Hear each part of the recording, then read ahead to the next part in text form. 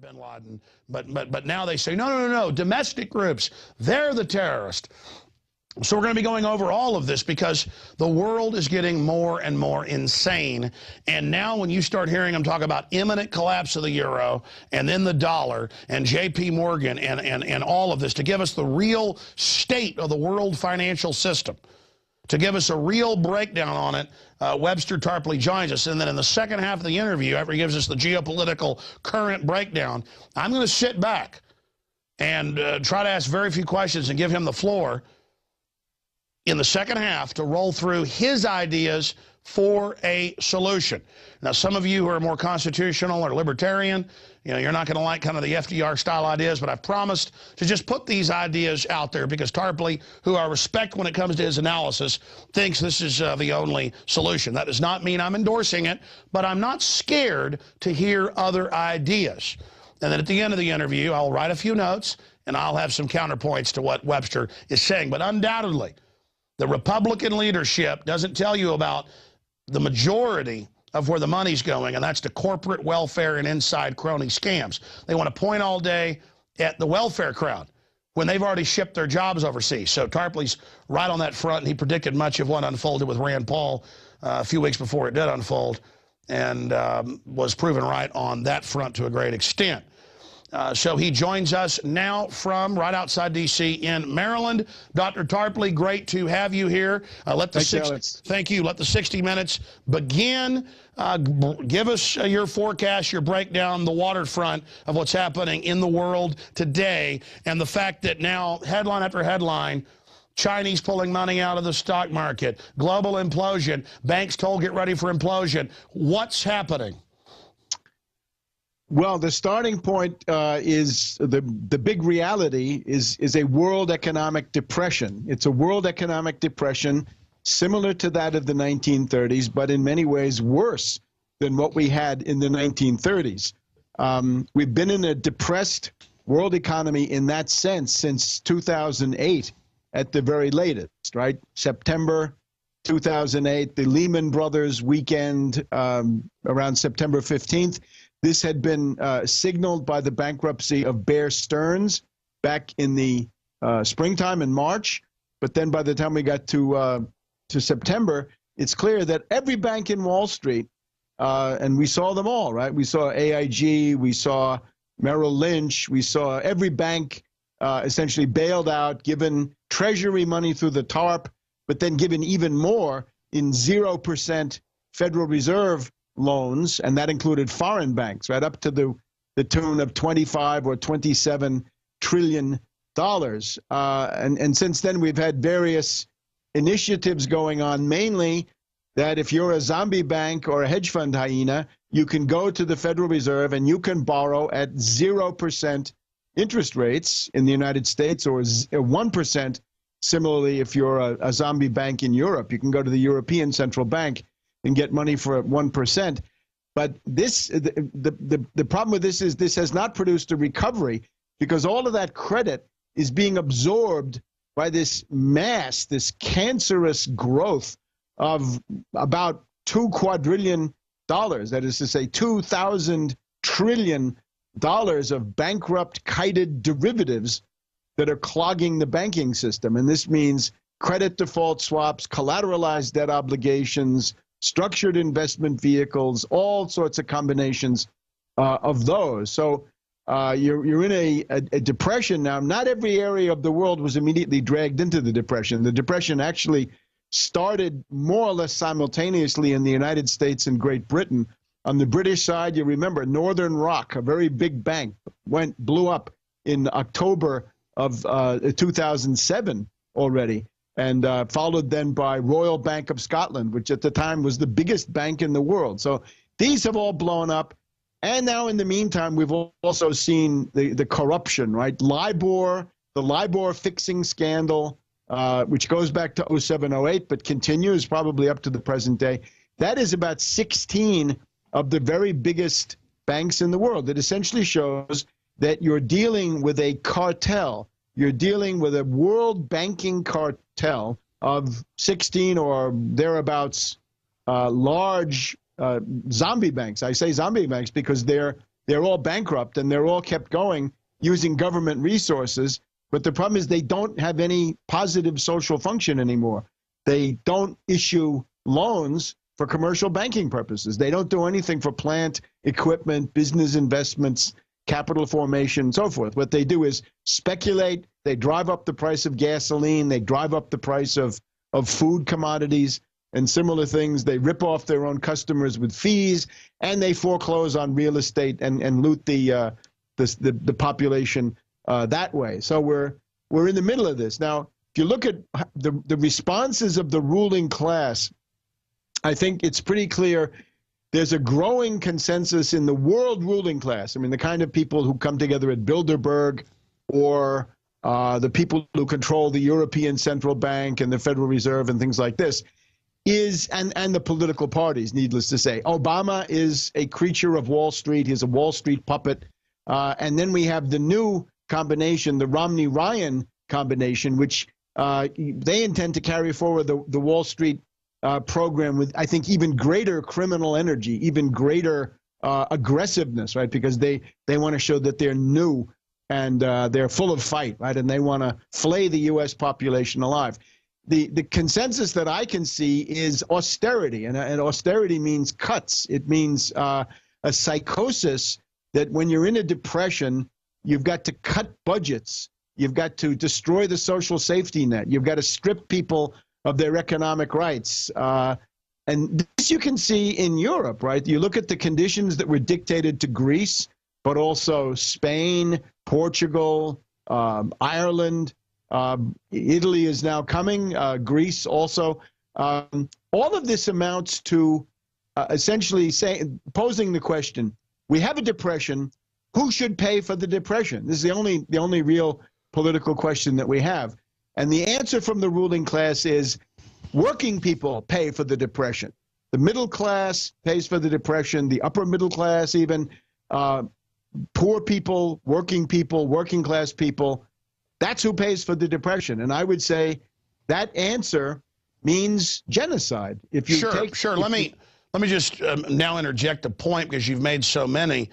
They phrase it in the right-wing, left-wing debate, though, that if you say don't make the poor or the middle class pay, oh, you want rich people to have higher taxes to pay for your free welfare. That's not what's happening. In the Obama deception, you go over the first banker bailout numbers, and this was even in mainstream news, but back of the paper, where you'd have over 90% of it was corporate welfare and bailouts to the ultra-rich.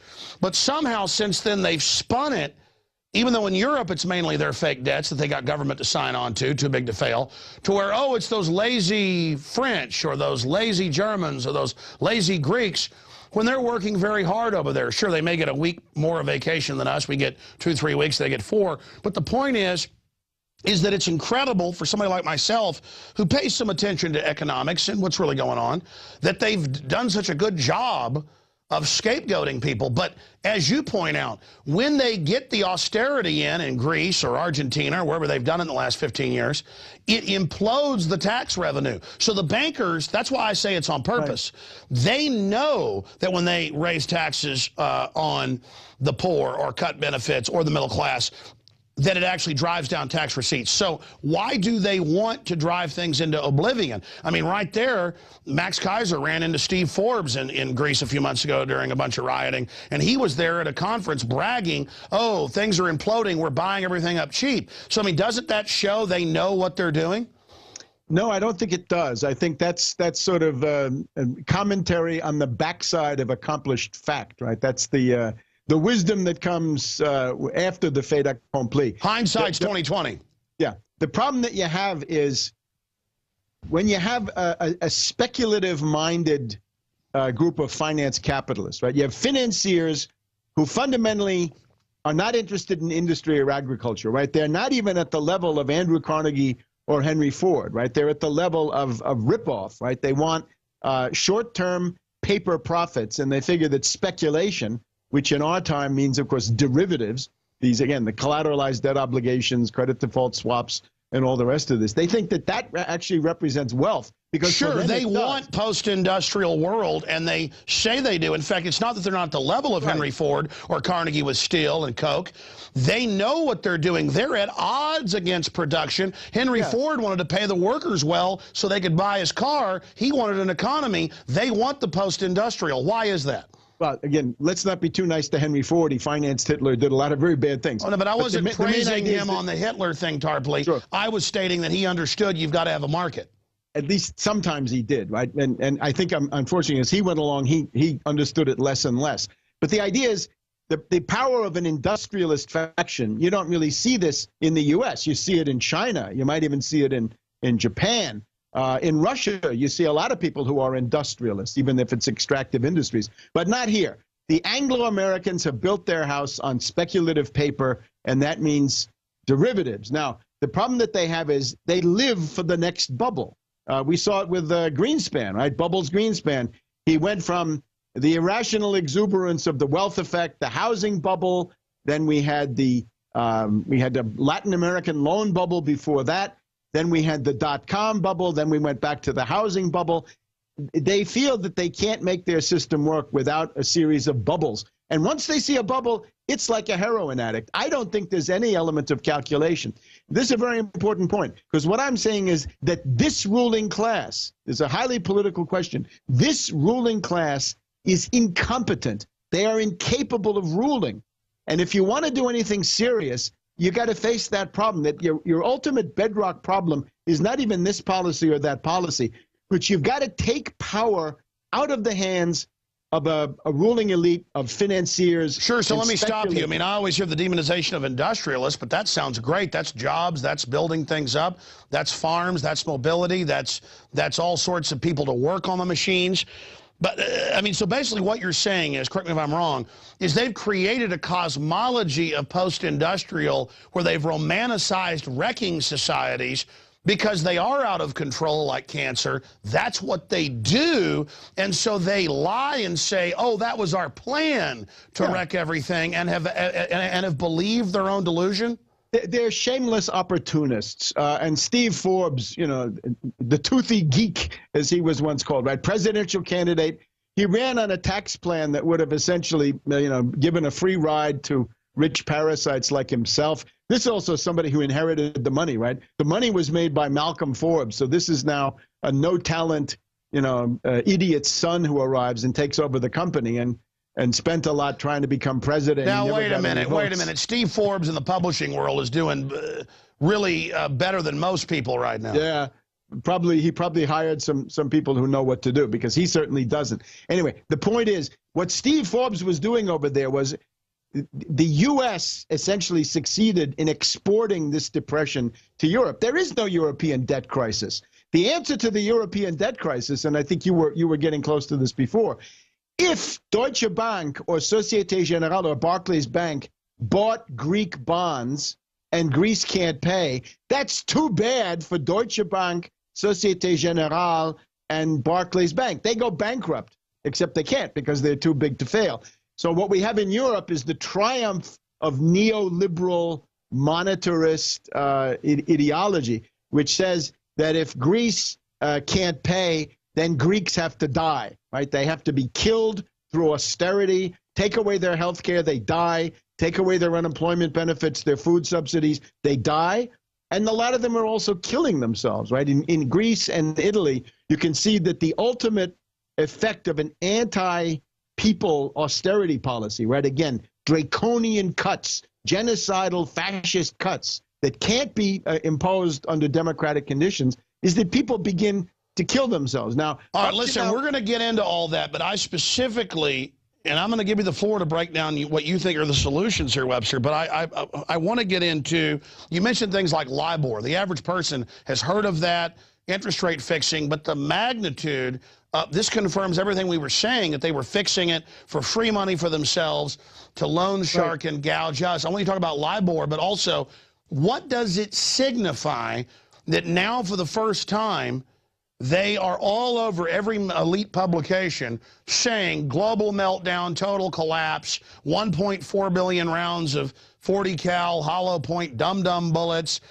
drones, troops. I mean, for the first time, they're going from denying all this to gearing it up. Does that, A, mean they're getting ready for the collapse, or B, are they getting ready to hold people hostage again, like Paulson did in October of 2008, saying, you give us unlimited corporate welfare to too big to fail, or we're going to drop the hammer and have martial law? What is it? Well, the first thing, of course, is the basic reality is that if you have a world economic depression of these proportions, right, and it now exists in the United States, in North America, I think pretty much in general, it certainly has come to Europe. China is slowing. India is slowing. They haven't been quite as bad. You can see that the whole Mediterranean basin, the Arab world, is in deep distress. The high unemployment and high food prices are really the basis of the fraud called the Arab Spring. So, yeah, if you don't deal with the depression, civilization will collapse, right? In other words, everything that you've mentioned, those are simply predicates of the fact that if you have a depression and it goes on and on and on, civilization will collapse. The institutions upon which human society depends will be wiped out. Now, LIBOR, again, it simply means that there's a cartel, that this interest rate that was reported every morning was doctored, it was fixed, it was done for different reasons, right? Sometimes they wanted it higher than it really was, sometimes they wanted it lower. There are about $600 trillion or $800 trillion of derivatives around the world, including euro-dollar derivatives, that depend on that London interbank offered rate. And people who invested in that have been ripped off, right? The city of Baltimore is suing for $50 billion, and there are all kinds of other lawsuits. I think, though, what we have to focus on is events in the real economy. In other words, consumption, employment, wages, human longevity, things like this. The idea that there's going to be another financial panic, yeah, of course, a financial panic could emerge at any point. I would also say that a lot of the stuff that you cite, these articles have an axe to grind. In other words, they have a bias. Anybody in Britain or the United States who writes about the euro or tells you that the euro is going to crash is part of whether they know it or not, they're part of an effort to destroy the euro. In other words, it's a way to export the depression, right? It started in 2009, right? Basically, Christina Romer had studied these things, how flight capital from the U.S. or into the U.S. from Europe was a big thing in the 1930s. So she basically said, how could we get flight capital once again? And then they farmed this out to Soros and company and to the idea dinner at Monness, Crespi and Hart. So they succeeded in exporting this depression so that the center of it is now Europe. And this is what has served to prop up the dollar. So yes, of course, there could be a cataclysmic financial panic at any moment, right? And it would take any kind of an outside event could do that.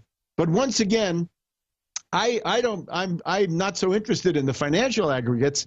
I'm interested in the fate of human beings and of the society. And here's what I'm getting at. There's a group in the United States of about 50 million people, 50 million. And this group is now in grave danger of genocide. In other words, death on a mass scale. And here's the way it looks.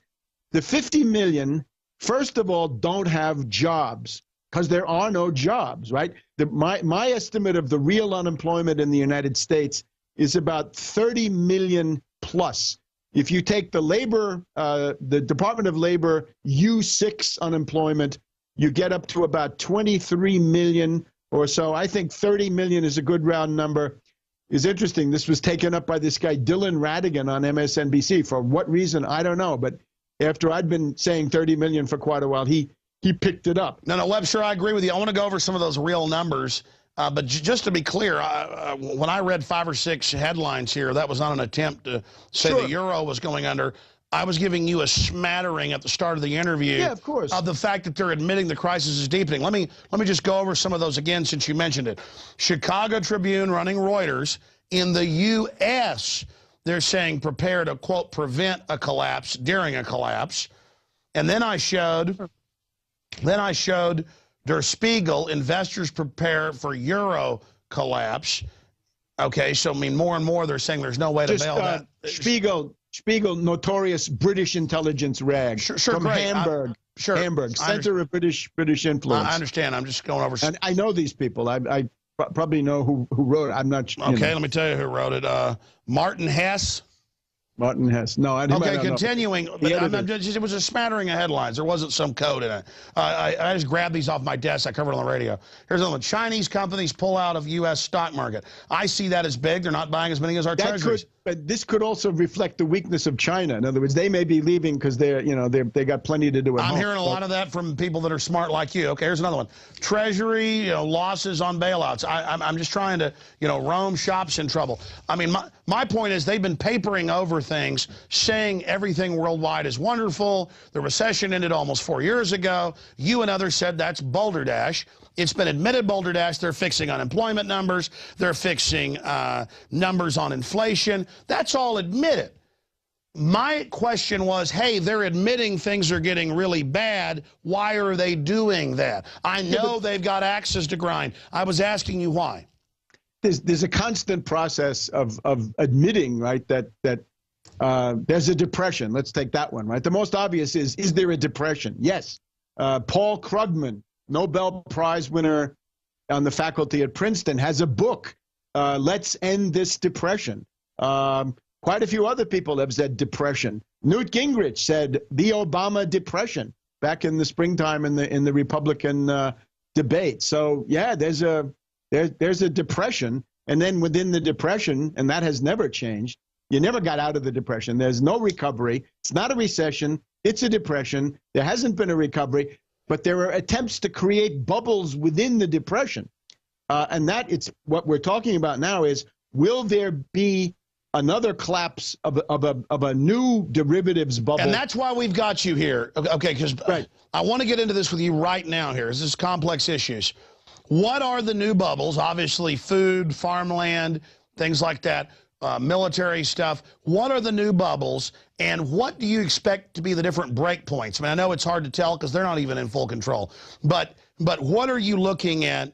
What do you see happening? Well, whenever there are objective reasons, for example, the U.S. drought and similar things around the world, it's an objective basis to cover a wave of speculation, right? So as soon as something like this happens, the speculators come in and they make everything worse.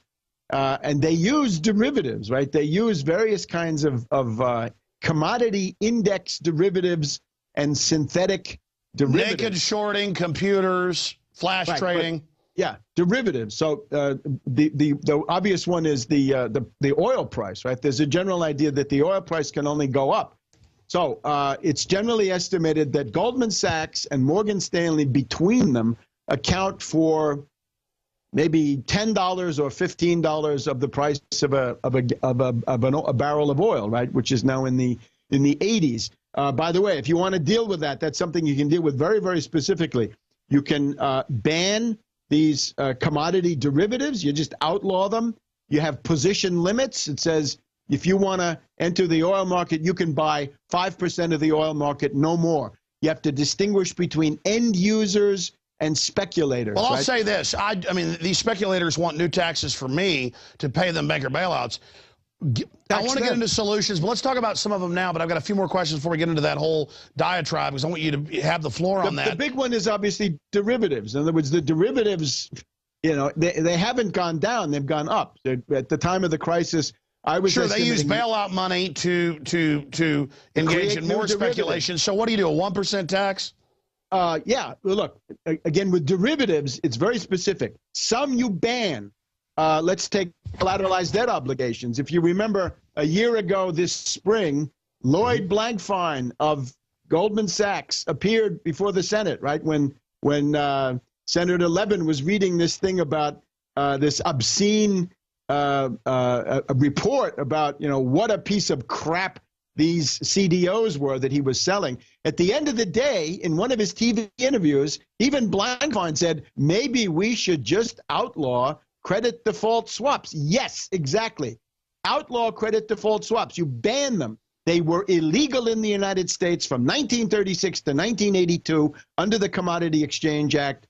This is the series of New Deal things that prevented the Depression. Sure, Webster, I want you to stop because in 10 minutes we go to the half hour where I'm giving you the floor to get into solutions. I'm not going to talk about listen. solutions. I'm just saying, even Blankfein said you can ban them, right? No, the other stop. Collateralized. Stop. I want to get into solutions and your ideas because I respect them, but I want to stop there before we run out of time here. This is riveting. Let's go here because most shows don't have these big, long, in-depth interviews.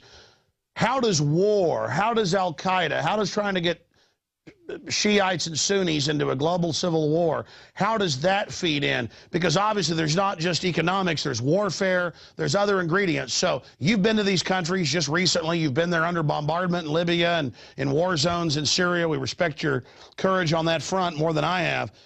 Tell us how that feeds in, and because you know how to look over the horizon. Sure. What do you expect to happen geopolitically, or what are some of the storm clouds we should look to form? I mean, I want to know this. The viewers want to know. Break down some of the different futures you see, and then I'm going to sit back, buddy, for 30 minutes. In about 8 minutes, I'm looking at the clock over there, and tell us what you would do solution-wise. I hope you've got a raft of notes there because you're going to have the floor. The foreign policy approach is that the U.S. and the British and similar, the Frankfurt and Paris and what have you, they have to loot the world. They have to sack and loot and exploit this planet and humanity on the planet. And the problem that they always have is you can work through puppet states in, Europe, right? There were no real independent countries left in Europe. They've all knuckled under to NATO and the European Central Bank, which gets you back to London and Wall Street. But in other parts of the world, there are nation states that fight back. And the nation state is the absolutely essential way you fight these neo-feudalist financiers. In other words, the bankers believe in neo-feudalism. The banks are at war with the modern state. And you see it most clearly in the Middle East. You look at these people like Ben Ali of Tunisia, Mubarak of Egypt, Gaddafi of Libya, Assad of Syria. What have they done, right? Most of these people, some of them at least, were puppets, if you like, of the U.S. Mubarak more or less was that, although not quite. But the problem is these are puppets that can say no. The IMF comes in and says, abolish the food subsidy, go to a free market in bread. Well, that's going to quadruple the price of bread. There are going to be riots. So Mubarak says no.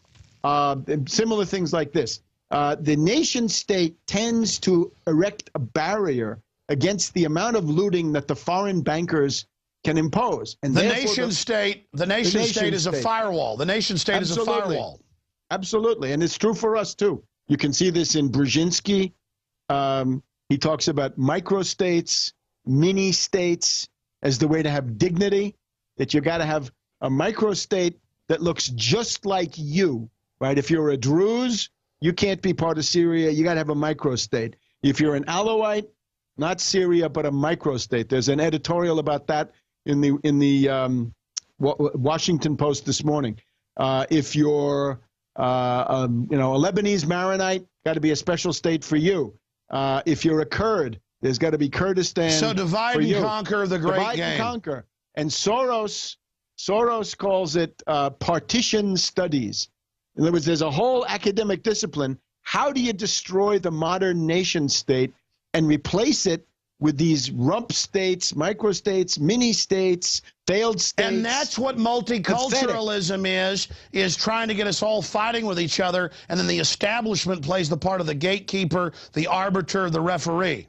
Right. The left-wing version is multiculturalism, but the right-wing version is secessionism, states' rights, all this stuff. Because you push that, you're going to get the breakup of the large nation states. The British are doing this to themselves.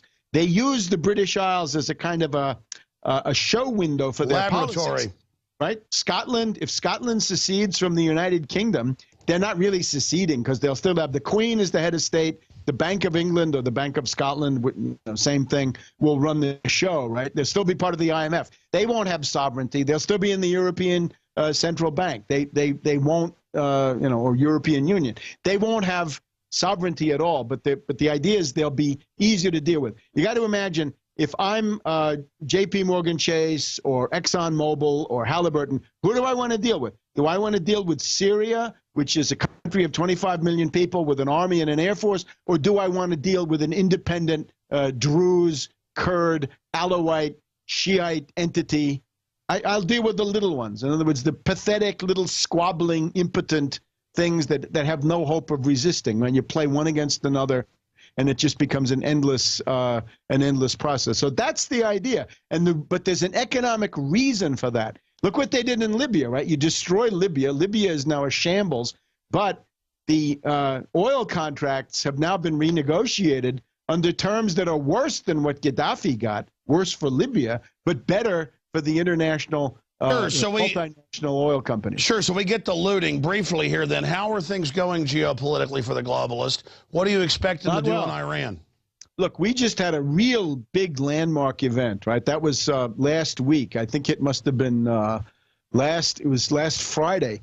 It was the Tehran Consultative Conference on Syria. This was a landmark. I've never seen anything like this in recent decades. This is an international conference, and who's going to be there? Well, Iran are the hosts, so Iran. Russia, China, India are all represented, but it doesn't stop there. Pakistan, Mrs. Rabbani, the foreign minister, comes and she says, no foreign intervention in Syria, under no circumstances. Indonesia. You've already got about half the world, but it goes on. Then you got Kazakhstan, huge place. Venezuela, Cuba, Nicaragua, Belarus. It's 30 countries, 30. And they represent half the world because you got Russia, China, India, Pakistan, Indonesia, Iran, right? Big, important, Venezuela. Influential countries. They're not going to the controlled UN. They're setting up their own league. Yeah, in effect. And half of these people were at the ministerial level, foreign minister, deputy foreign minister. The rest of them were ambassadors, but some of the smaller countries, right? Smaller Latin American countries couldn't send somebody especially for this. But this was a real big thing. And I noticed now that Hillary Clinton is more hysterical than ever. Because her job is supposed to be make sure nothing like that ever happens. And now it's happened. There's a kind of I would call it a block for national independence, for state sovereignty, and national dignity. An anti-New World Order, anti-genocide group. Right. Yes, exactly. And it's a powerful combination. Now, obviously, there are a lot of problems, and it needs to be developed. But it's a step beyond these things like the Shanghai Cooperation Organization and BRICS. And the BRICS. All right, listen, we're out of time. Short-term and task-oriented. We're out of time. We've already done over 30 minutes here. So I want to sit back, get into what you would do if you could convince the electorate, or if you could get the electorate to do what you wanted, or you had a magic wand. What would you do geopolitically to stop the globalists? Because even if we had the votes, they would just stage terror attacks and blame it on us. So how do you geopolitically, militarily, economically outmaneuver the globalists whose stated goal is bankrupt the world, bankrupt the family, and inject us all with cancer viruses? How do we deal with that? And for this, we got about 30 minutes, right? Yeah, go. You got it. Okay. Well, the first thing is you got to have a mass movement. It's got to be an independent mass movement. Without a mass movement, there's no solution really to anything. It's got to be independent of the Republican Party, independent of every single politician in the Republican Party, and similarly, independent of the Democratic Party and independent of every single one of them.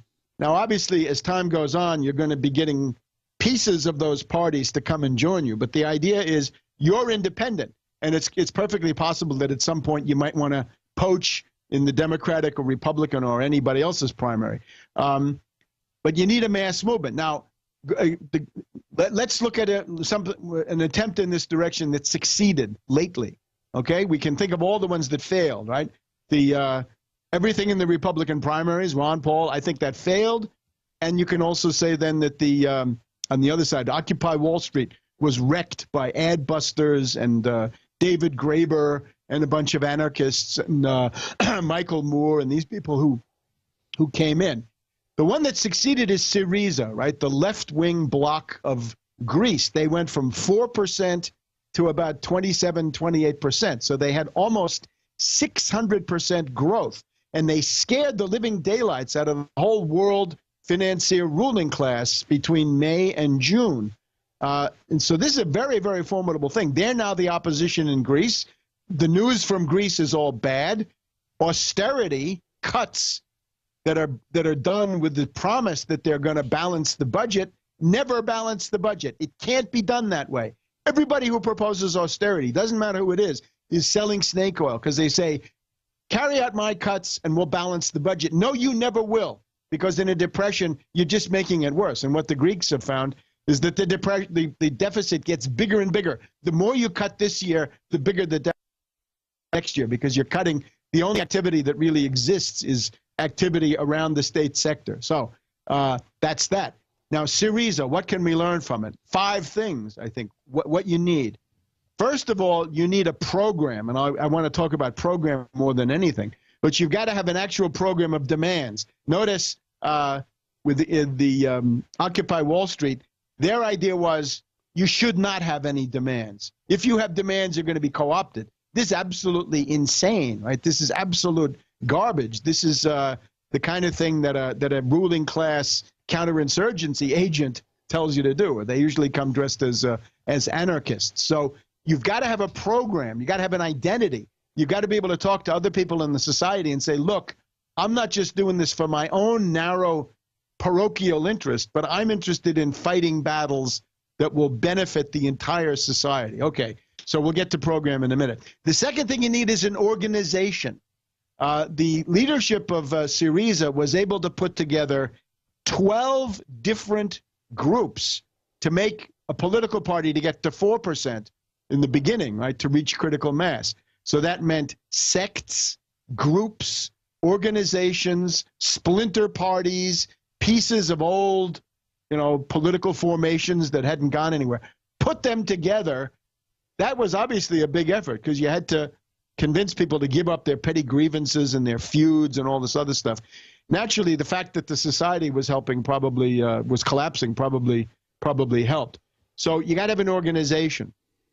You got to have a leader, and it turned out, or a leadership, better. That's this guy, Alexis Tsipras, who proved to be a very, very gifted politician. He took the message to Paris. He took it to Berlin. He was able to get political parties representing about 10 or 12% of the vote in France and in Germany to come on his side. And they can now form a faction in the European Parliament that can fight to take control of the European Central Bank. Because in Europe, you've got to do it internationally, right? U.S. is a little bit different, but not as different as you think.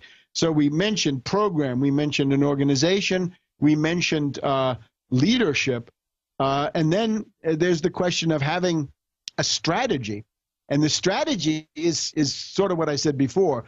Don't be sucked into the Republican Party or any Republican politician. Same thing for the Democrats, right? Keep yourself, as in terms of the integrity of your organization, you're separate from them. You're not them, and you don't want to be them. The other thing is don't make rotten compromises. Never, never, never join a coalition where you say, I'll take part in genocidal cuts against working people as the price for getting into this, because if you do that, you're discredited, and that's the view. So those 4 or 5 things: program, organization, leadership, and a strategy. Now, we don't have that. People have in the past year, people on the left and the right have wasted their time on various alternatives that turned out to be absolutely counterproductive. So you got to put away the anarchist ideology. You got to put away the right wing or whatever ideology that is, libertarianism, and get real. And real, again, is study something that actually worked. And Syriza, I think, worked in the sense it mounted a serious combative opposition to the ruling class policies, and it began to show a way out of it. The program that they had, probably don't need to go through their program. Let's focus on the program you need for the United States. We have an emergency now, right? This is a depression. As you're saying, it is getting worse. The events in terms of the finance collapse, I think they interest me less than the impact that those have on people's lives, right? On the rate of foreclosures, the standard of living collapsing, the hunger and lack of medical care, things like this, morbidity and mortality. People are dying much faster than they should. So this is what we have to address first. Now, the first, basically for the U.S., you have about 5 complexes, and the fifth we can just talk about a little bit at the end, the international economics part. But mainly, you got to do 4 big things. Now, each of these things has various parts to it. But the first part is the anti-austerity, anti-cuts. And again, it means austerity is genocide. You have 50 million Americans. They have no job, or they're a dependent of somebody who has no job. So 30 million, you get up to 50 million. They have no health care. That's another 50 million. They don't have welfare. Normally, mothers and children would have had welfare. Clinton got rid of that. So it's bipartisan on the demolition side. And they're in dire poverty.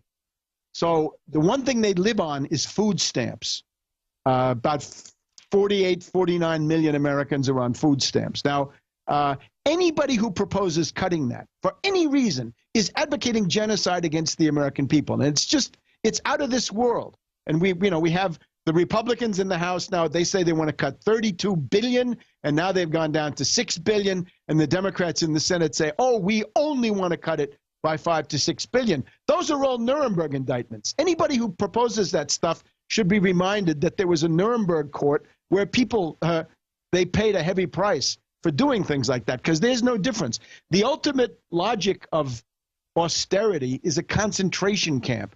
Basically saying, we're going to lower your living standard to the point where you're going to work you so hard. We're not only going to steal the gold from your teeth, we're going to take the calories that are in your body and use those. And when you're down, to nothing, then we'll throw you on the junk heap, and that's the end of you. So the first basic point is no cuts in anything. No cuts in Social Security, Medicare, Medicaid, unemployment benefits, S-chip, Head Start. No cuts. This was the main point in the Syriza agitation, and it would have to be the beginning point anywhere in the world. No more cuts. The bankers caused this crisis. They can pay. Who should pay for the depression? Working people or rich parasites? Bankers. Now, when you say bankers, and we'll get to in a second, you're not so much talking about taxing them as individuals, although there's nothing wrong with that, but it's mainly Wall Street turnover. In other words, if we're talking about $2 quadrillion of derivatives in Wall Street and a turnover which is probably 4, 5, 6 quadrillion, we don't know, buying and selling of the 2 quadrillion. The obvious question with that is what kind of sales tax are they paying? And they're paying nothing. So they're like the French aristocracy before the French Revolution of 1789. Wall Street pays no taxes. They pay nothing on the buying and selling that they do, and they pay nothing GE, right, under Immelt, General Electric, which is a hedge fund, not an industrial corporation, has paid basically no tax that entire time. So you want to maintain the social safety net. And again, that's simply a matter of maintaining your labor power. The reason you want to do it is obviously you can't have the descent into barbarism. You can't have people dying. But you've also got to, from the point of view of a nation, you got to say we need to have a qualified labor force.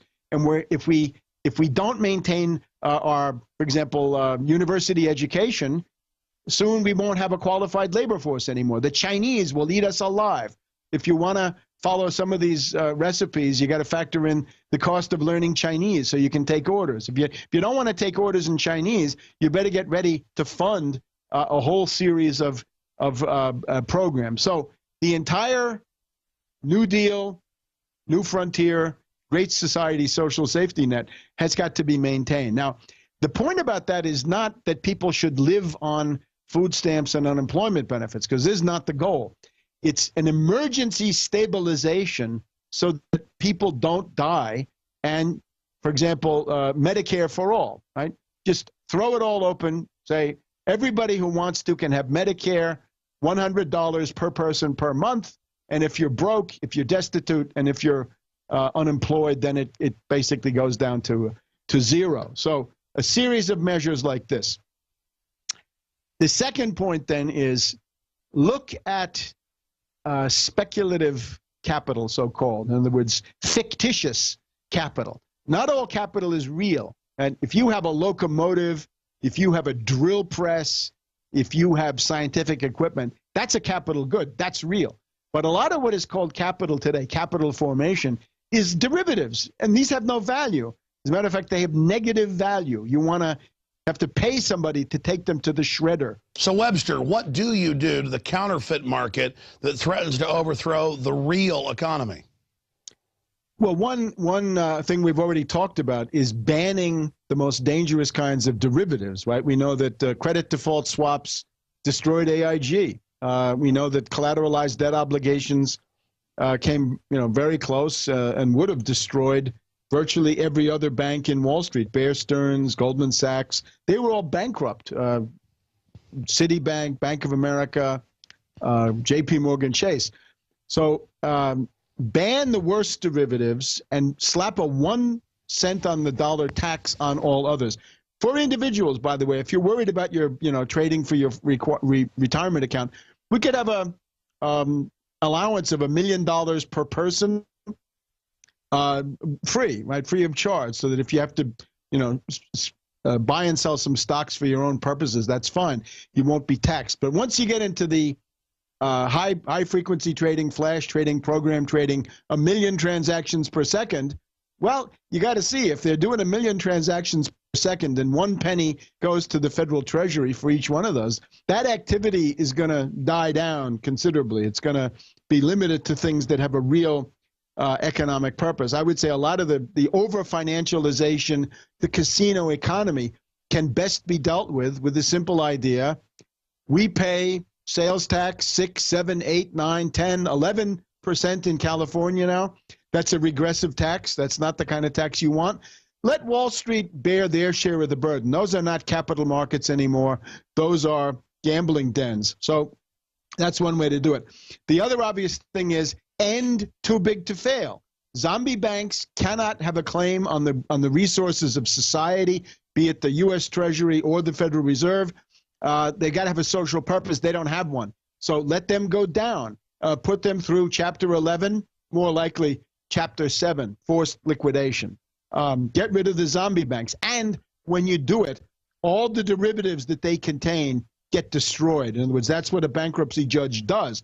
He distinguishes between obligations of the bankrupt firm that can be maintained and others that can't be. So the ones that have to be triaged are always the derivatives.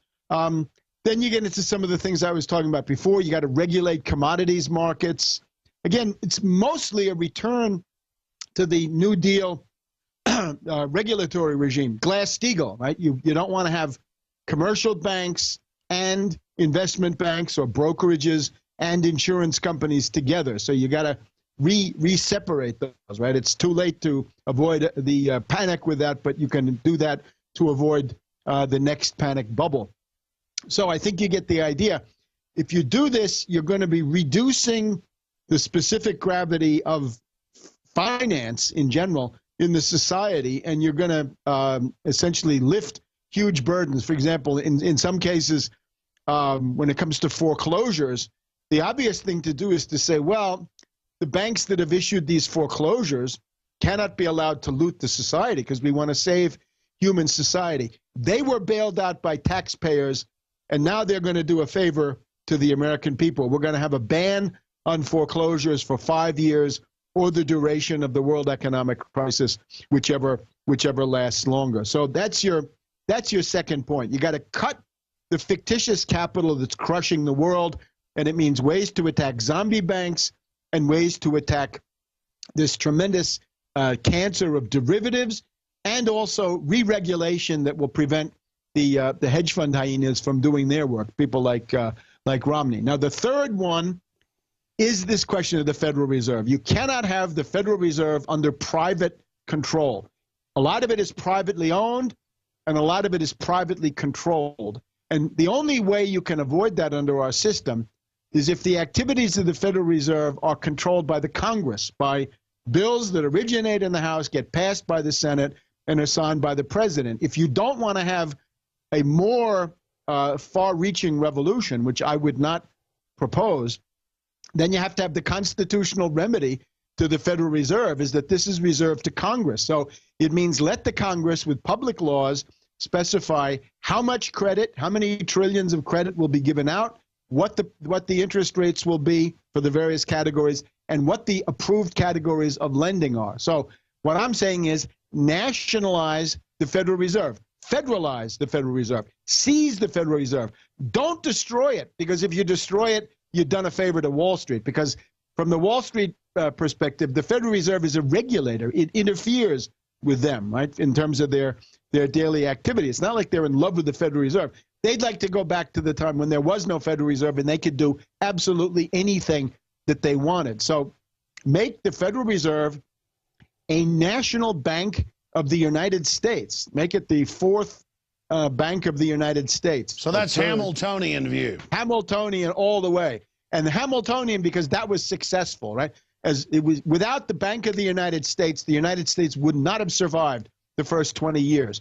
As soon as the second Bank of the United States was gone, thanks to Andrew Jackson and Martin Van Buren, you go into the crash of 1837, the worst depression that we'd ever had. A lot of states go bankrupt, right? About a third of the states in the Union went bankrupt.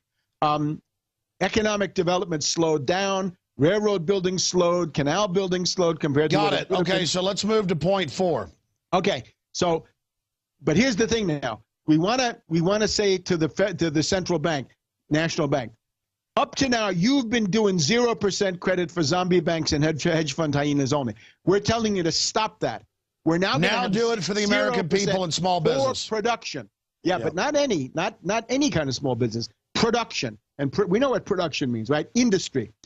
Tangible physical wealth. Commodity production, assembly lines, building things. Textiles, machinery, things. Electronics, computers, firearms, mining. Farming, energy production.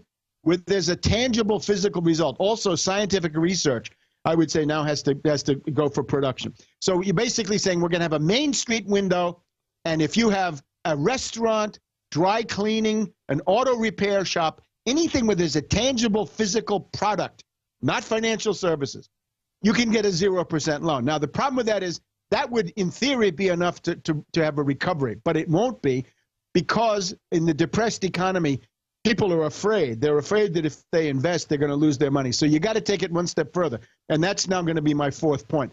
This is the defibrillator. You've got to have a massive program of public works infrastructure.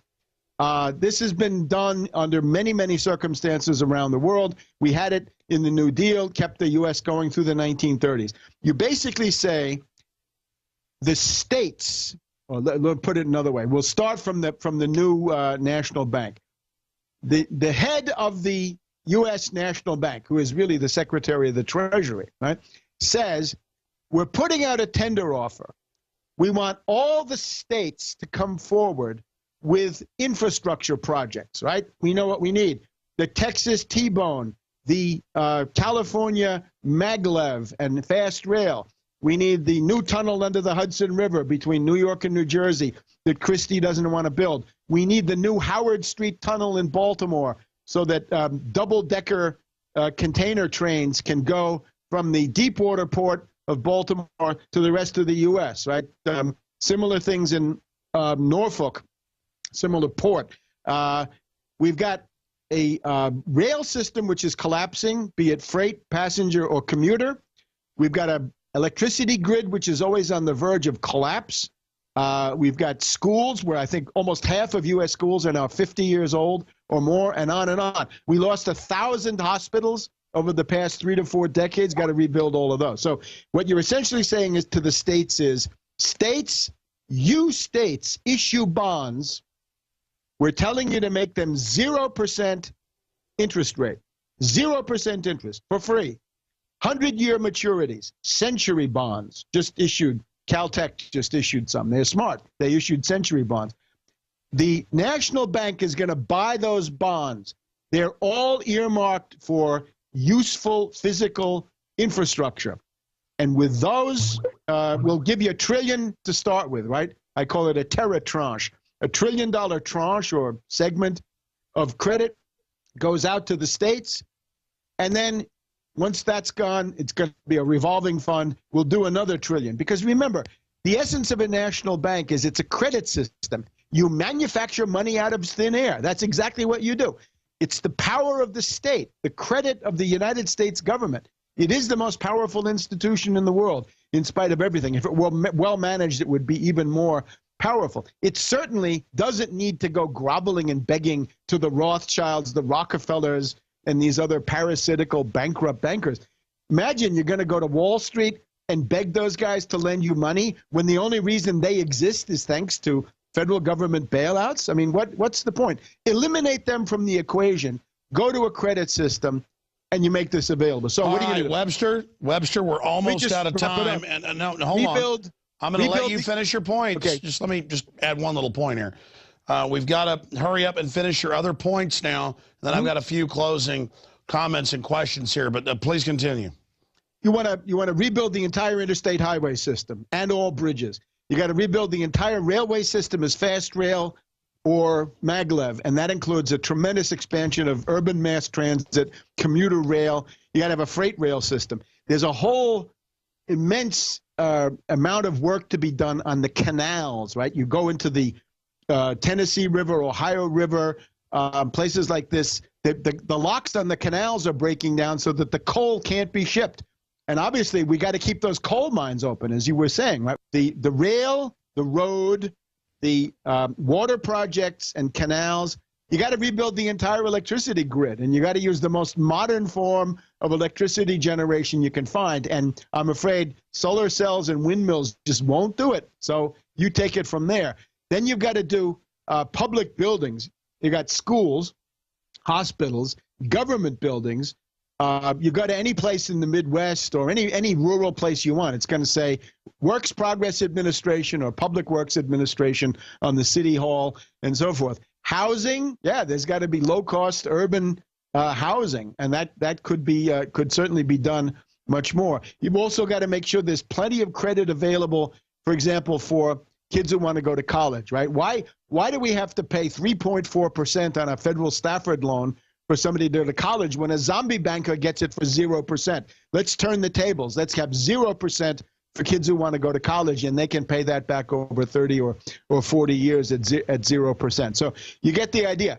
Your goal is to create 30 million new productive jobs at union wages, well paid, not slave labor, not workfare, none of this garbage, high capital investment per job, right?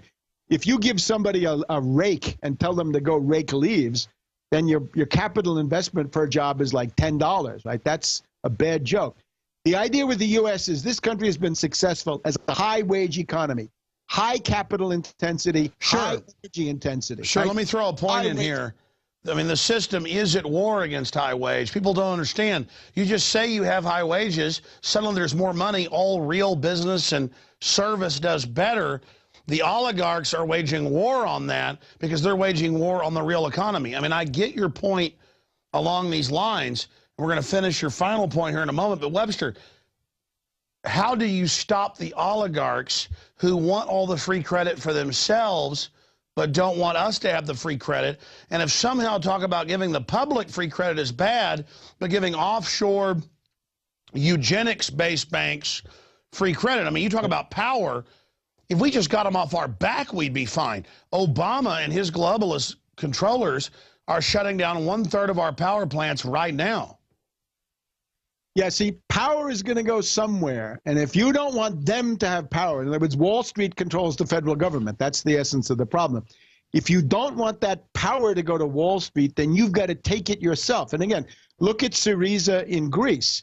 If they could go from 4% of the votes to 27% of the votes, we could do something similar here.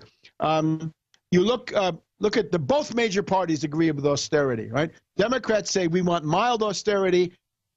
Republicans say we want genocidal austerity. Austerity, the same thing. 80%, 4/5 of the American people say we don't want any cuts in Medicare. You get similar things for Medicaid, and for Social Security. Tremendous majorities, 2/3, 3/4, 4/5 say no, hands off our economic rights. If you decide to butt your head against this, it's pointless, and it's economically and politically counterproductive. You've got to have a mass movement that can take power. Now, you look around the world, you'll see governments everywhere are very, very vulnerable. They're all very unstable. Why not? Why not here? If Greece can do something along these lines and actually become a contender for power and maybe take power in the next election, what's preventing it here?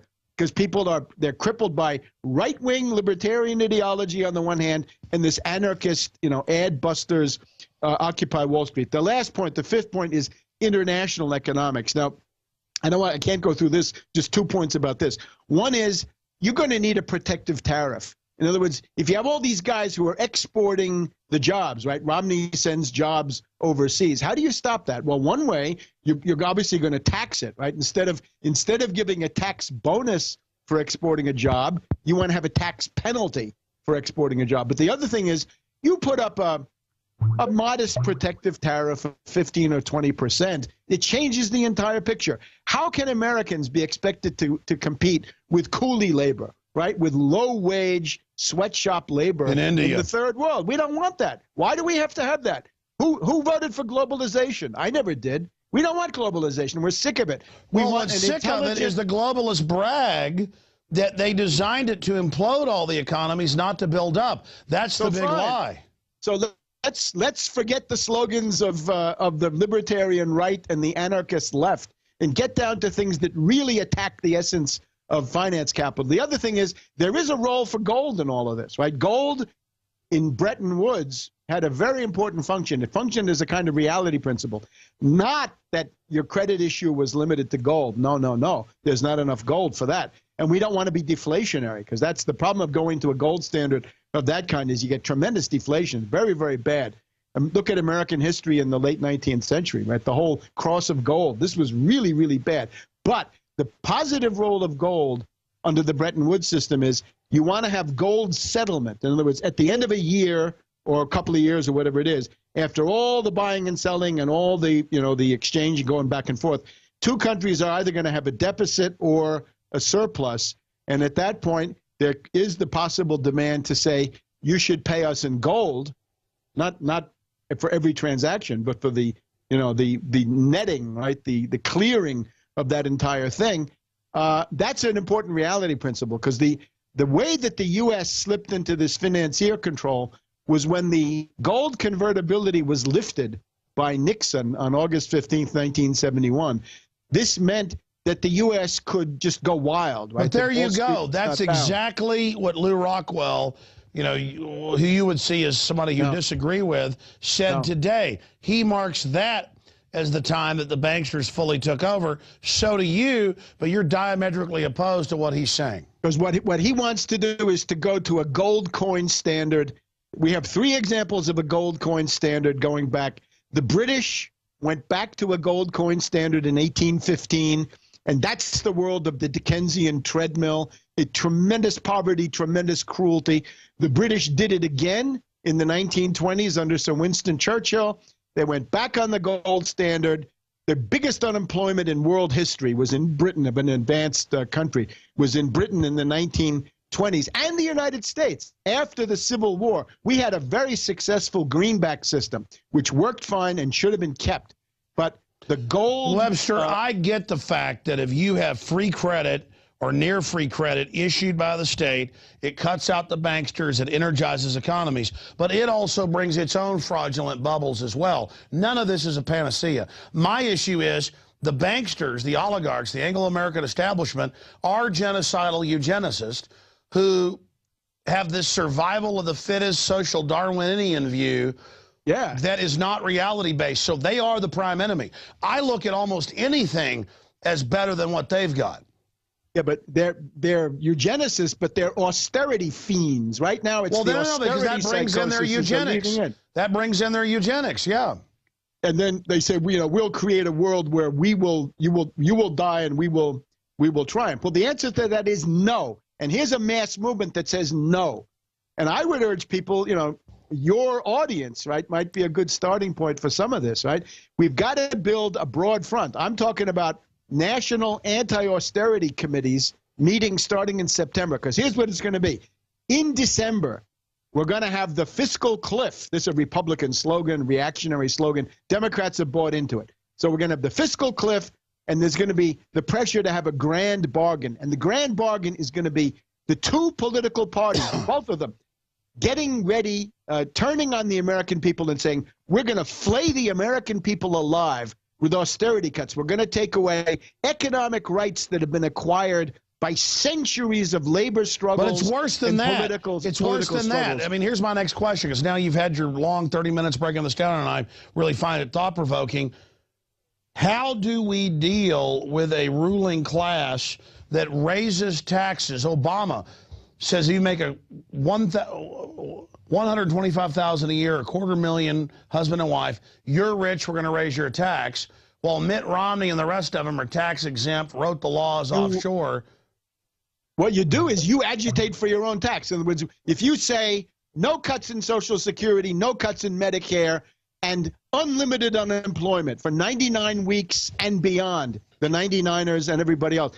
The next question they'll ask you is, oh, and how are you going to pay for that? By taxing Wall Street, by taxing Wall Street turnover. We want 1% coming out of every one of those flash trades at 1 million transactions per second. That's how we pay for it. In other words, it is also true that you could tax the 1% much more than they're taxed already, and this would not be enough to really even begin to deal with the needs of the social safety net. Yeah, but they break down those actuaries in the fake 1% that keeps their money here, who's not ultra elite and exempt like Google and General Electric offshore. I mean, the truth is they've got how many 30-something trillion they admit offshore they won't bring in, and then they've got hundreds of other trillions. Hey, let's have, in the New Deal, there was a really good thing, an undistributed profits tax. In other words, if you want to hoard money, and they say, the companies in the U.S. have $3 trillion. Oh, and they're so afraid. They don't have confidence. They don't have certainty. They're afraid to invest. Let's help them to invest. Let's say if you don't invest it, you're going to pay a 5 to 10% undistributed profits tax, and let's supplement that with an offshore tax, right? In other words, if you have an offshore account, we're going to have, we want 5 or 10% of that going to the federal treasury. And when I say the federal treasury, for most of these things, it's half for the feds, half for the states, because the states are the ones who've got to maintain the highways and the education systems and through the municipalities, right? The obvious things, the fire department. Well, Webster, here's the problem. Listen, I understand the engine of wealth, of productivity, of human ingenuity, of machines. We could all live like kings and queens. The oligarchs understand that. Their instinct is shut it down, keep us in squalor, keep us poor. My issue is, you get 60 million people on food stamps. All this happens. That's actually what the establishment wants. No, they have not anymore. Yeah. No. They want to throw you off because they want you to die. See, this is the difference, right? Obama says to the ruling class, keep me. I'm killing them, slowly on the installment plan. I'm making them die the death of 1,000 cuts. It's gradual. The resistance is minimal. He betrayed these guys in Wisconsin, wouldn't fight for them. And the ruling class says, no, it's too slow. We want the Texas Chainsaw Massacre, right? We want a machine gun. We want the atomic bomb on these entitlements because we're not paying, because we're the goddamn ruling class.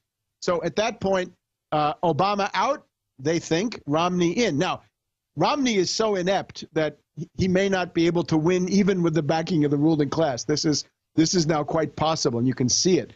But the ruling elite says, we're done with entitlements, right? You have no economic rights. We are going to flay you alive. Obama is just, he's getting in the way. That's my final question here. Webster, you've got 1.4 billion bullets being bought, clear tyranny being rolled out. You're acting like they're inept. No, they got a plan to shut things down and take over, get everything with their corporate welfare, and they're gearing up to, I've got Army documents that they admit are real, for re-education camps, mass arrest. I mean, it's like Kim Jong-il took important principle of strategy is you can't run after every deployment of the enemy. You know, every time you get, you know, beat up by the screeners in an airport, that's not a strategy to respond to that. Your strategy has to be step back, look at the society, analyze the crisis, and say, what's the one point where an attack with limited forces would win, transform the entire thing? Let me stop you there. I want to hear your one point, but I get you on and respect you and are nice to you, but I've been able, by myself, I know Obama says I didn't build anything, to build up quite an organization with focus, picking the right people and hard work, alternative media out of nowhere to reach millions a day.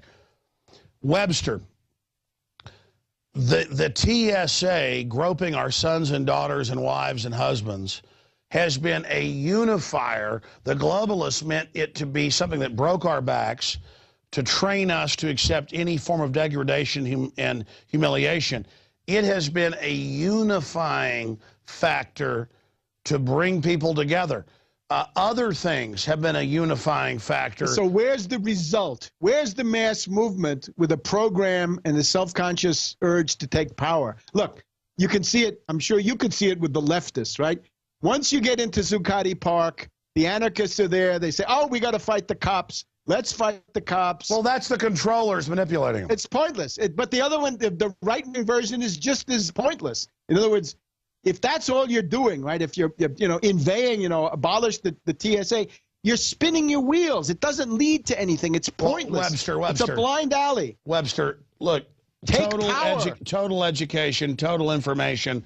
That's what's going to give people the tools to decide what they think's right. I cover the waterfront. But here's the deal.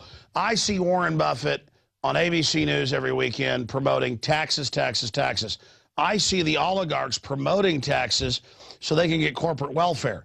So how do you reach out to libertarians and conservatives and explain that the globalists have made themselves exempt from their own laws to pick winners and losers? You have to talk to these right-wing libertarians in the same way you talk to a left-wing anarchist who's been duped by ad-busters and Graeber. You've got to change your ways. In other words, you're on a path to defeat. It's not working.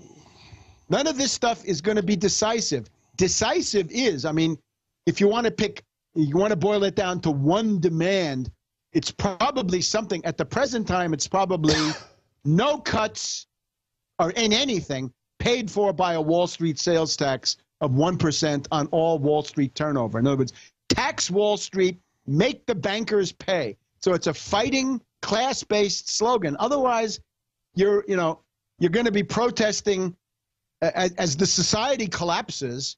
There are a million things to protest, right? But you got to see what's the root cause. It's being caused by the Depression. Depression leads to dictatorship. Dictatorship leads to world war. And the German experience was, there's no point in telling people Hitler is bad, wrote a guy, as long as the unemployment is so high and the deflation is so bad, he's gaining, right? So you got to learn the lesson, right? Learn something. I got it. Hitler had a program other people didn't. So let me no, it's until you could solve the problem of unemployment, the Nazis were going to gain. So it's the same thing we have today. As long as there's a depression like this, the institutions are crumbling. What the society is looking for is they want to see a force, a political agency, a power that can say, I have the answers and I want to take power. But Webster, the public is under scientific manipulation by television. The average person is in a dream state. You're counteracting it, right? So you got to say to people, look, the TSA, I think you've covered the TSA. How about covering some labor struggle, right? How about those guys who were up in Wisconsin, right, fighting the fascist governor? There are fascist governors. The biggest tin pot dictator we have is Governor Snyder of Michigan. He's a fascist. He wants to send dictators to control cities, right? Benton Harbor, Flint, and all these places, right? The Detroit school system. And he does it. He's a Republican thug, and he imposes austerity, and also he uses it to loot it for his rich friends. So there's a I understand. It's always austerity for everybody with the fat populism, cats. So even populism means you're fighting the ruling class because you want to do something for working people, not to them, not strip them of their rights, right? Not take away 63% of their food stamps when that's all they have to live on. That's insane. Sure, Webster, let me just stop you right there for just a moment and expand on this, here at the close. As a historian, as a researcher, as an economist, because you've certainly accurately predicted what would come, if the establishment has their way, where would the world be in 10 years? What do they want to do versus other ideas? What do you expect to happen if this course isn't changed? In closing. I tell you, it's like Jimmy Stewart when he comes back to Pottersville, right, Rottenville, after he decided, let's see what it would look like if I had never lived. The United States will look something like this. There'll be no unions, no unemployment benefits, no Social Security, no Medicare, no Medicaid, no S-chip, no Head Start. There'll be no child labor laws. College will be for the 1%, as it was, say, in the 1920s. Most people will rent. They will not own because they will have been stripped of their homes. Rich people will live in fortified, not even gated, but fortified communities. Most people will live in slums. Social order will break down.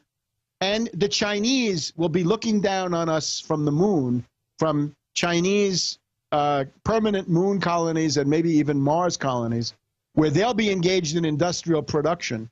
And the United States will be essentially collapsing as a low-wage economy because, once again, we have an incompetent ruling class. The stupidity of David Rockefeller, the stupidity of Steve Forbes, the cretinism of these people is so overwhelming that they can't understand that the existence of the United States in some recognizable form of civilization, this is not automatic. This is now in danger. And the thing that's bringing it down is the depression, and then the response of the ruling class to the depression, which is to say, cut it more. Let's act out our austerity psychosis, and let's flay the people alive. Then we'll have money we can pay for new rounds of bailouts. Well, yeah, that's the thing, is that they make money off corporate welfare and cronyism controlling the government. They know when they raise taxes on the general public, it cuts benefits. So it's just an instinct to dominate and ground us down, seeing us as a political threat. But in truth, they're destroying the economy that empowered their system to begin with. Right. And remember, the one thing we know about oligarchy is oligarchs, going back to the time of the Trojan War, right? The official explanation for the Trojan War that we find in the fragments of Hesiod. Too many people. Got to have a big war to kill people. And then in the writings of the old oligarch in 400 or 500 BC there in Athens, the old oligarch says he doesn't like the Navy because the Navy is high tech and the Navy allows upward social mobility for the masses, and he doesn't like that because oligarchs want a frozen social order. That's the other thing. In that future picture, the social mobility will be zero. In other words, if you're born in the bottom 20%, your chances of going to the top 40 or the top 20 will be zero because you can forget it because there'll be no college for you. There'll be no Pell Grants. So basically they're a bunch of dark age stagnant worshipers. Right. All right, final question. And their ideology. I mean, it's the Austrian school, the Chicago school, monetarism, neoliberalism. I mean, they have an economic theory, and it's wrong, and it's genocide. All right, Webster, we've gone for well over an hour and 10 minutes. In closing, before we went on air tonight, during the first little break there from the news, you brought up the fact that you had been at this New World Fair, and you mentioned Zeitgeist, and I said, what is your view of Zeitgeist? Because I get calls all the time saying Zeitgeist has been seen 50 million times or so. He put me in the first film, put you in the first film. They talk about a master planning computer. We live in these plastic cities. The head of it told me, he said, if I didn't agree with what they wanted, I would be put in re-education. So maybe I do need re-education, but what's your view on that? I've always been skeptical. I was puzzled. They put me into their first film. That must have been about, 2007, 5 years ago now. And the goal of that first film was They said they wanted 9/11 truth, but then it turned out that they had a double goal. They said, we want 9/11 truth and atheism.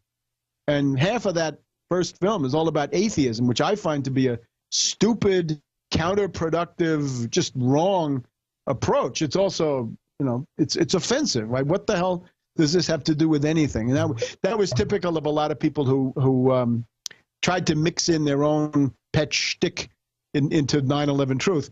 I haven't really followed them very much since then because I've had a relatively dark view. But I believe they also promote peak oil, if I'm not mistaken. Yeah, they do. And Z-Day is going to save us. We're all going to throw our money in the water, and then we're all going to live in the plastic city where a computer programmed by Goldman Sachs, but they don't mention that, will tell us what we get. Sounds as close as to hell as we can get. Yeah, I think as soon as they say peak oil, you can forget it, right? I mean, anybody who promotes peak oil is just, it's so dumb, and it's so obviously inspired by the ruling class, right? It's this group of, again, Darwinians. They're saying, get ready for austerity, get ready for Malthusianism. You're poor because it's sexy, like the Whole Foods magazines say. It's like they're it's like a cheering, groupies, cheerleaders for ruling class austerity to say you shouldn't want to have a car, or you shouldn't want to have. It's like saying the Athenian Navy is too high tech. Yeah, so I think the Malthusian inspiration for this is obviously a very bad thing. Anybody who professes peak oil is just a crackpot. You can forget them on just about every other issue, in many cases anyway. So I would stay away. The one thing I did notice at this New World Fair event, there were all kinds of people from Zeitgeist trying to organize people, right? They were like missionaries all over this gathering. It was not a big gathering. People can take a look at my website, tarpley.net. I gave a speech which talked about some of these organizing perspectives. In other words, how we got to get ready. But I thought Z-Day was going to, here's the deal. I invited Peter Joseph, as stage name or whatever, on like a year ago. I said, look, we fought 5-6 years ago. I want to have you back on. And he said, fine, but you must renounce that I ever said you were going to go to a re-education camp. Or that I would be re-educated. And he sent me the video, and I went and looked at it. Like, he says on the video that, but I was like, he was like, no, I didn't. You must renounce it. And I was like, well, fine. You're all powerful, and everything. I will not renounce it. I will not. I'm a heretic. But he did say that. And I just saw with the communist in people, it was always spaceships and technology and what they do. And, always these kind of promises of heaven, Valhalla.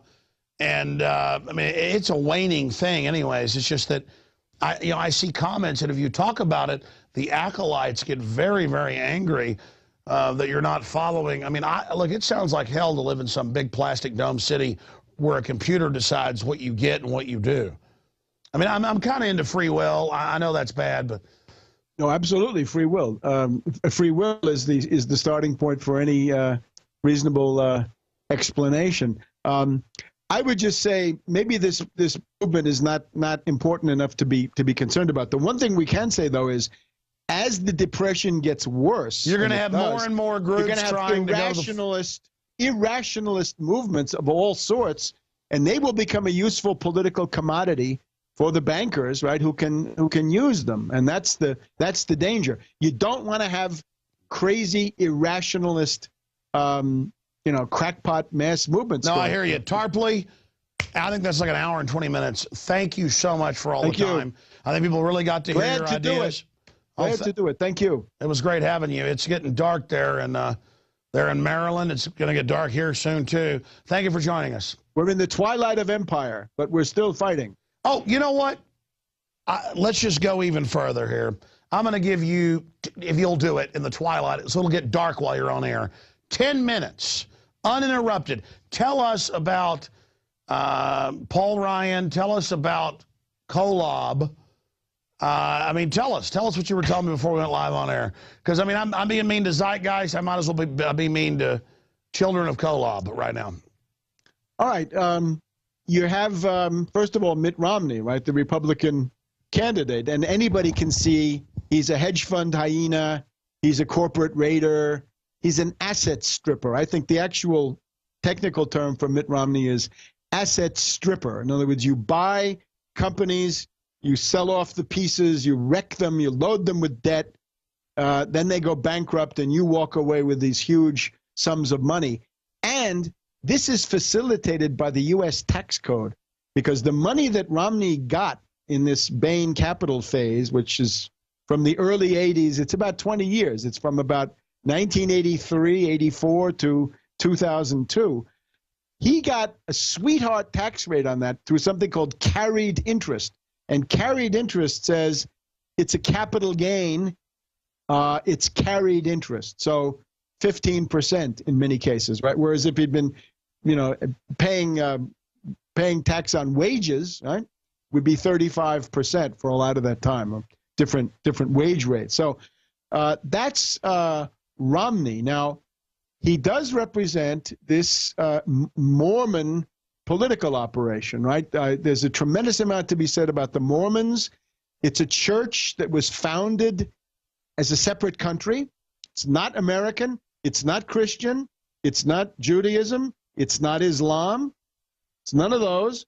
And it's not American. It's not the United States of America. It was to create an entity, a separate country, eventually called Deseret, which would be a power set apart from and hostile to the United States. And if you read the Joseph Smith White Horse prophecy, what he has in there in the early 1830s is he says the white horse of Mormonism is going to combine with the red horse, the British, the London banks, against the pale horse, United States. So you get it's a pincers where between the British Empire and the Mormons out there in the Great Basin, the United States is going to be crushed. Now, then this is inherent in it from the beginning. It's a theocracy. They say self-government under a constitution is blasphemy. It's inherently impossible. God doesn't want it, right? We want to have a theocracy. It's very similar to Al-Qaeda, right? Al-Qaeda's rap is every government in the Arab world is illegitimate because it's not the caliphate, because it's not the kingdom of God on earth. Well, similarly with the Mormons. So eventually they create this Deseret entity, and in 1857, over the issue of polygamy, right, because Brigham Young had 70 wives or 80 wives, Joseph Smith between 35 and 85 wives, thereabouts. Nobody else in all of Western civilization has polygamy, but they do.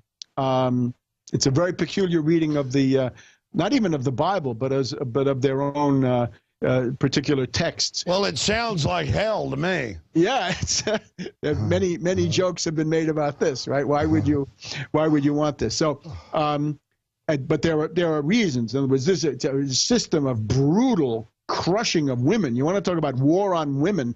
Look at Joseph Smith and Brigham Young. Now, Romney belongs to the ultra elite of this church, not through the Romney family so much, but through the Pratt family. Romney, as he tells you in his autobiographies, campaign autobiographies, ghost-written usually, Romney wants to tell you his great-great-grandfather was Parley P. Pratt. Parley Pratt.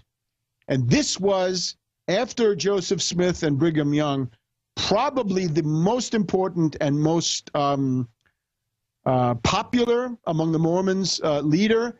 He became a polygamist. He went to Britain with Brigham Young.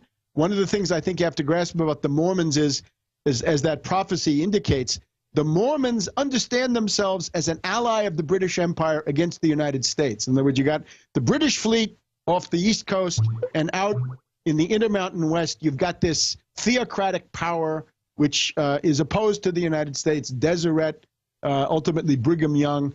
In 1857, he takes it all the way, and he basically says, I'm seceding. I'm an independent country. And the idea was, this is timed. They've obviously got access to British intelligence at a very high level, and they figure that the bleeding Kansas, the John Brown's raid and similar things, are going to turn into a civil war in 1858 or 1859. So they decide to get the ball rolling, which they actually did.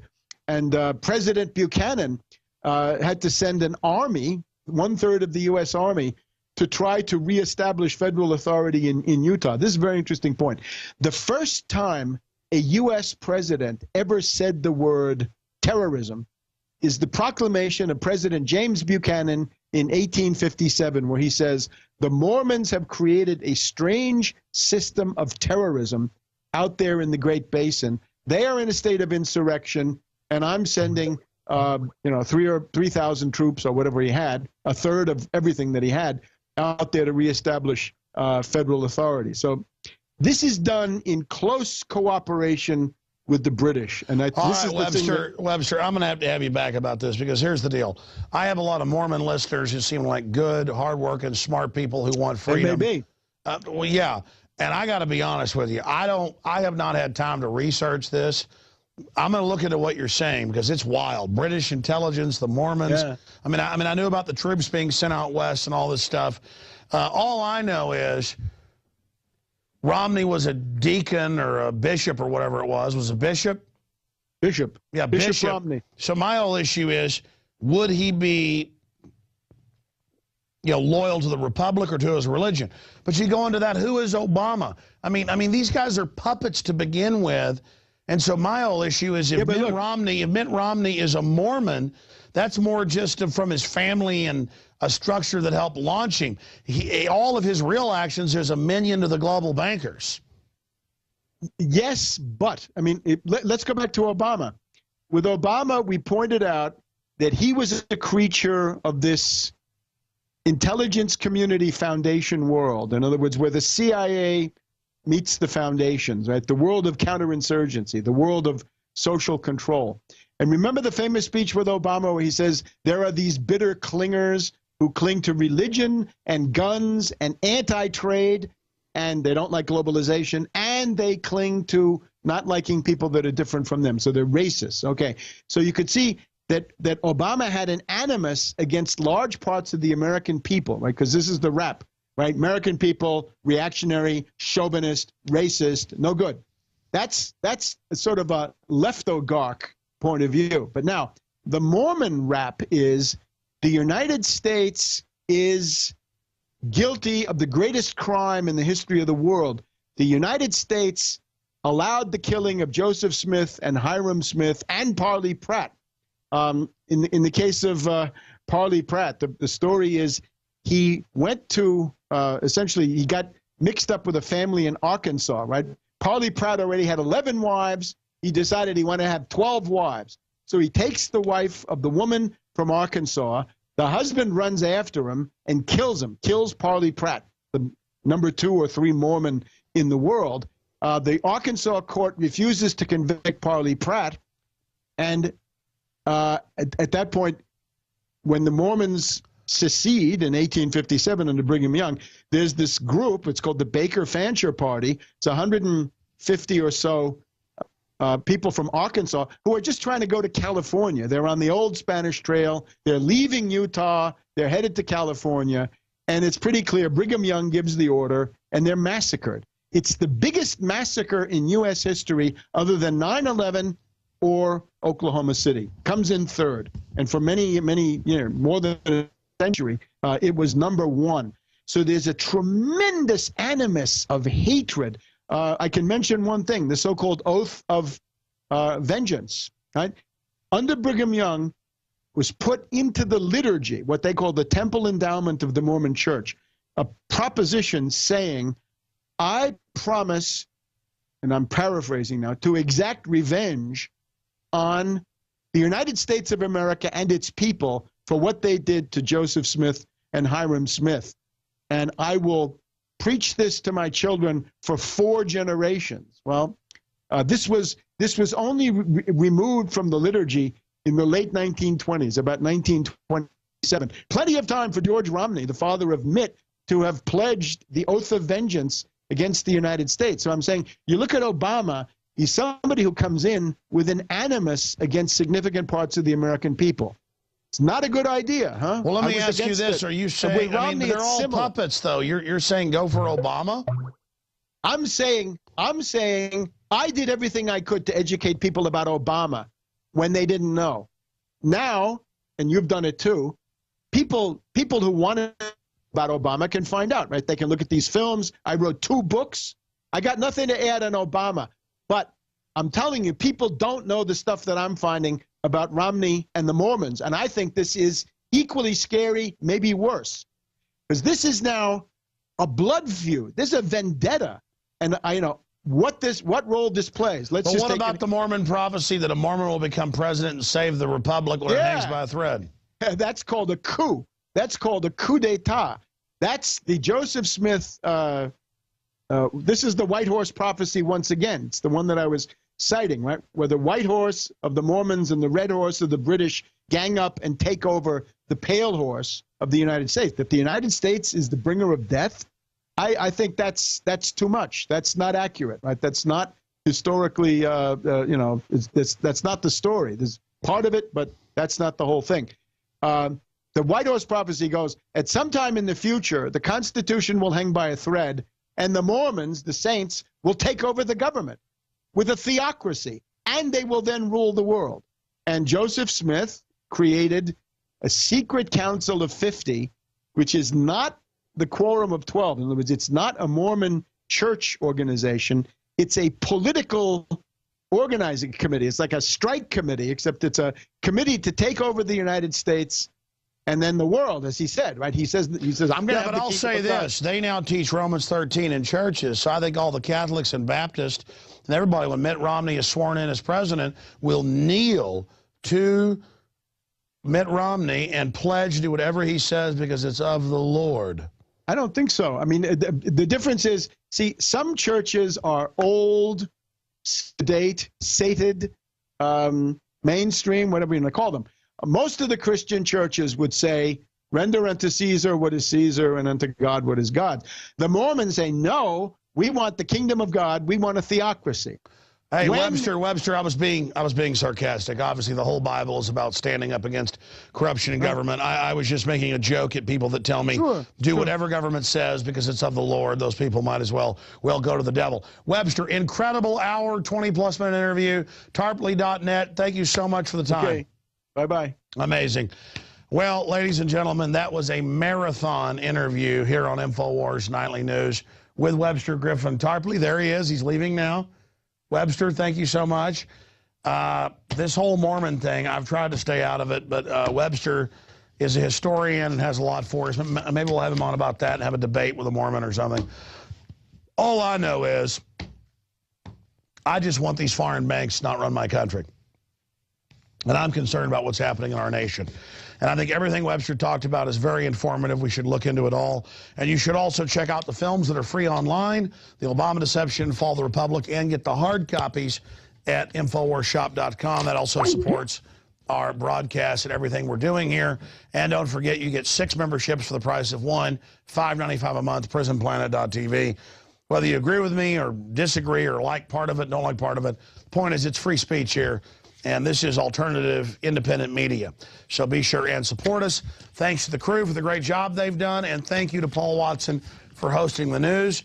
Lord willing, I'll be back tomorrow, 11 a.m. Central, 12 noon Eastern for the syndicated radio show. And back tomorrow night, 7 p.m. for Infowars Nightly News. That's it for this edition.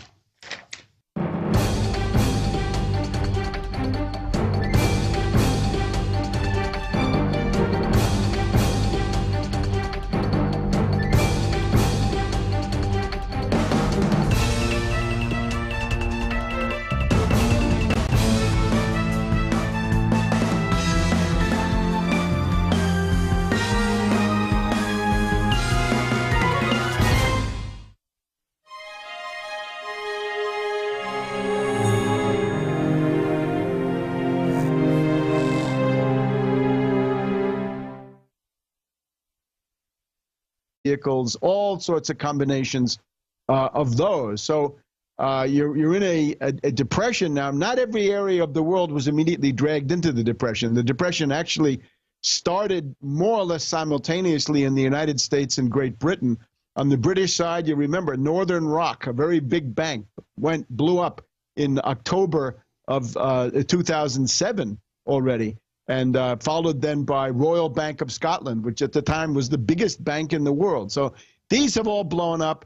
And now, in the meantime, we've also seen the corruption, right? The LIBOR fixing scandal, which goes back to 07, 08, but continues probably up to the present day. That is about 16 of the very biggest banks in the world. It essentially shows that you're dealing with a cartel. You're dealing with a world banking cartel of 16 or thereabouts large zombie banks. I say zombie banks because they're all bankrupt and they're all kept going using government resources. But the problem is they don't have any positive social function anymore. They don't issue loans for commercial banking purposes. They don't do anything for plant, equipment, business investments, capital formation, and so forth. What they do is speculate. They drive up the price of gasoline. They drive up the price of food commodities and similar things. They rip off their own customers with fees, and they foreclose on real estate and loot the population that way. So we're in the middle of this. Now, if you look at the responses of the ruling class, I think it's pretty clear there's a growing consensus in the world ruling class. I mean, the kind of people who come together at Bilderberg or the people who control the European Central Bank and the Federal Reserve and things like this, and the political parties, needless to say. Obama is a creature of Wall Street. He's a Wall Street puppet. And then we have the new combination, the Romney-Ryan combination, which they intend to carry forward the Wall Street program with, I think, even greater criminal energy, even greater aggressiveness, right? Because they want to show that they're new and they're full of fight, right? And they want to flay the U.S. population alive. The consensus that I can see is austerity, and austerity means cuts. It means a psychosis that when you're in a depression, you've got to cut budgets. You've got to destroy the social safety net. You've got to strip people of their economic rights. And this you can see in Europe, right? You look at the conditions that were dictated to Greece, but also Spain, Portugal, Ireland. Italy is now coming, Greece also. All of this amounts to essentially posing the question, we have a depression, who should pay for the depression? This is the only real political question that we have. And the answer from the ruling class is working people pay for the depression. The middle class pays for the depression, the upper middle class even, poor people, working class people. That's who pays for the depression. And I would say that answer means genocide. If you Sure. Let me just now interject a point because you've made so many. They phrase it in the right-wing, left-wing debate, though, that if you say don't make the poor or the middle class pay, oh, you want rich people to have higher taxes to pay for your free welfare. That's not what's happening. In the Obama deception, you go over the first banker bailout numbers, and this was even in mainstream news, but back on the paper, where you'd have over 90% of it was corporate welfare and bailouts to the ultra-rich. But well, the starting point is the big reality is a world economic depression. It's a world economic depression similar to that of the 1930s, but in many ways worse than what we had in the 1930s. We've been in a depressed world economy in that sense since 2008 at the very latest, right? September 2008, the Lehman Brothers weekend around September 15th. This had been signaled by the bankruptcy of Bear Stearns back in the springtime in March. But then by the time we got to September, it's clear that every bank in Wall Street, and we saw them all, right? We saw AIG, we saw Merrill Lynch, we saw every bank essentially bailed out, given Treasury money through the TARP, but then given even more in 0% Federal Reserve loans, and that included foreign banks, right up to the tune of 25 or 27 trillion dollars. And since then, we've had various initiatives going on, mainly that if you're a zombie bank or a hedge fund hyena, you can go to the Federal Reserve and you can borrow at 0% interest rates in the United States, or 1%. Similarly, if you're a zombie bank in Europe, you can go to the European Central Bank and get money for 1%. But the problem with this is this has not produced a recovery, because all of that credit is being absorbed by this mass, this cancerous growth of about $2 quadrillion. That is to say, 2,000 trillion dollars of bankrupt, kited derivatives that are clogging the banking system. And this means credit default swaps, collateralized debt obligations, structured investment vehicles. Bin Laden. But now they say, no, domestic groups, they're the terrorist. So we're going to be going over all of this because the world is getting more and more insane. And now when you start hearing them talk about imminent collapse of the euro and then the dollar and J.P. Morgan and all of this to give us the real state of the world financial system, to give us a real breakdown on it, Webster Tarpley joins us. And then in the second half of the interview, after he gives us the geopolitical current breakdown, I'm going to sit back and try to ask very few questions and give him the floor in the second half to roll through his ideas for a solution. Now, some of you who are more constitutional or libertarian, you're not going to like kind of the FDR style ideas, but I've promised to just put these ideas out there because Tarpley, who I respect when it comes to his analysis, thinks this is the only solution. That does not mean I'm endorsing it, but I'm not scared to hear other ideas. And then at the end of the interview, I'll write a few notes and I'll have some counterpoints to what Webster is saying. But undoubtedly, the Republican leadership doesn't tell you about the majority of where the money's going, and that's to corporate welfare and inside crony scams. They want to point all day at the welfare crowd when they've already shipped their jobs overseas. So Tarpley's right on that front, and he predicted much of what unfolded with Rand Paul a few weeks before it did unfold, and was proven right on that front to a great extent. So he joins us now from right outside D.C. in Maryland. Dr. Tarpley, great to have you here. Thank you. Let the 60 minutes begin. Give us your forecast, your breakdown, the waterfront of what's happening in the world today, and the fact that now, headline after headline, Chinese pulling money out of the stock market, global implosion, banks told get ready for implosion. What's happening? Somehow since then they've spun it, even though in Europe it's mainly their fake debts that they got government to sign on to, too big to fail, to where, oh, it's those lazy French or those lazy Germans or those lazy Greeks when they're working very hard over there. Sure, they may get a week more of vacation than us. We get 2-3 weeks, they get 4. But the point is that it's incredible for somebody like myself who pays some attention to economics and what's really going on, that they've done such a good job of scapegoating people. But as you point out, when they get the austerity in Greece or Argentina or wherever they've done it in the last 15 years, it implodes the tax revenue. So the bankers, that's why I say it's on purpose.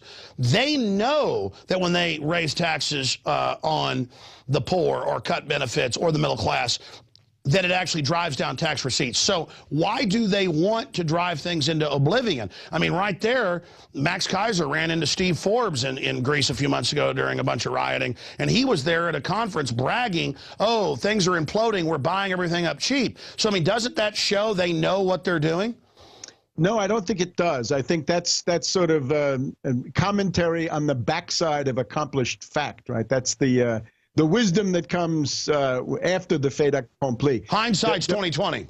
Yeah. The problem that you have is when you have a speculative-minded group of finance capitalists, right? You have financiers who fundamentally are not interested in industry or agriculture, right? They're not even at the level of Andrew Carnegie or Henry Ford, right? They're at the level of ripoff, right? They want short-term paper profits, and they figure that speculation, which in our time means, of course, derivatives, these, again, the collateralized debt obligations, credit default swaps, and all the rest of this. They think that that actually represents wealth. Because sure, they want post-industrial world, and they say they do. In fact,